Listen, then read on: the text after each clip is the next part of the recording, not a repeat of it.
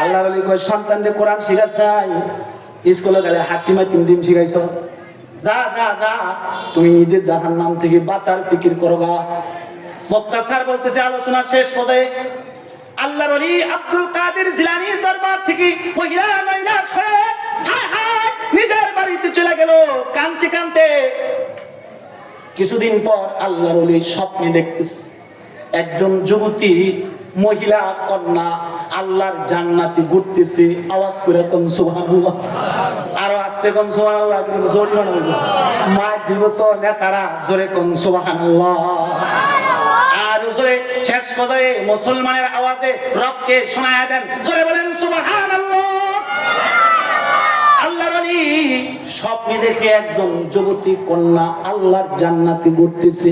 আওয়াজ করে জোরে কোন আল্লাহু আকবার, আর জোরে বলেন আল্লাহু আকবার, আর জোরে বলেন আল্লাহু আকবার। গোলাম মুস্তাফা সাহেব আয়েশা বলতেছে ওনার তুলনায় আমি একটা মাছির মতো, মানে কোরআন থেকে আলোচনা করবে, হাদিস থেকে আলোচনা করবে, মনোযোগ দিয়ে শুনবেন। খালি জায়গায় আছে যারা বাইর থেকে বইরা লাগে, এর পরে কিন্তু জায়গা নাও বাইতে পারে। এখন আল্লাহর ওই স্বপ্নে দেখতেছে আল্লাহর জান্নাতে ঘুরতেছে, কোন সুবহানাল্লাহ। স্বপ্নে যোগে আল্লাহর ওলিদের সালাম দিতেছে। আল্লাহর ওলি সালামের উত্তর নিল, ইয়া বলে মান আনতা, তুমি কে? যুবতী বলে আল্লাহর ওলি আমি ওই মহিলার সন্তান, ওই মহিলার কন্যার সন্তান যাকে জাহান্নামের আগুনে জ্বলতে তার মা দেখছে। কিরে তোর মা তো কিনা জাহান্নামের আগুনে জ্বলতে দেখছে, কেমন করে জান্নাত পাইলে? মহিলা বলে আল্লাহর ওলি গো, আমার মা একটা দ্বীনি মজলিসের আলোচনার মজলিসে যায় বসছে, মাদ্রাসার আলেম উলামারা কোরআন হাদিস থেকে বয়ান করছে, আমার মা দর্দি দিল নিয়ে শুনছে। উলামায়ে কেরাম যখন মুনাজাত করছে, আলোচনা শেষ, কাঁদছে, আমার মাও কেঁদেছে। আমার মা কান্দা কান্দা বলে ওগো আল্লাহ, আমার কন্যাটাকে জাহান্নামের আগুন থেকে মুক্তি দাও। মাওলা কন্যা ভুল করেছে, আমি ভুল করেছি, তাওবা করতেছি, আর জিন্দেগিতে গুনাহ করব না। তুমি না গাফফার, তুমি না রহমান শানুল মালিক, তুমি না সাত্তারুল উয়ুব নামে চাদর দিয়া বান্দা বান্দির গুনাহগুলো ঢেকে রাখো।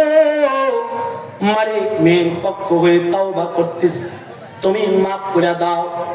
আলেমরাও কাঁদতেছে, মাহফিলের মজলিসে কাঁদতেছে, মাও কাঁদতেছে।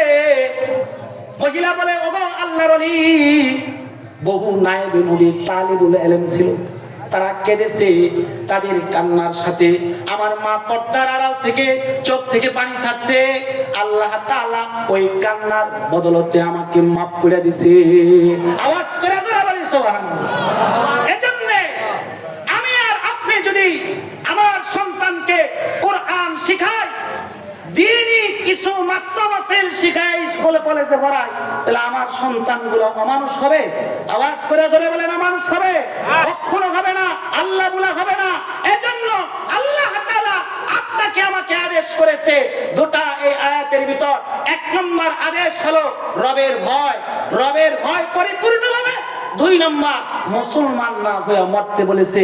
আল্লাহ তাআলা আমাদের সকলকে পরিপূর্ণ রবের ভয় দিলে রেখে মুসলমান হয়ে কবরের প্রস্তুতি নেওয়ার মতো তৌফিক দান করুক। সকলে বলে আমিন।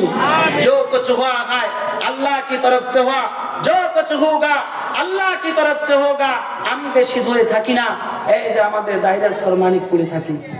আমি আবার যে কোনো সময়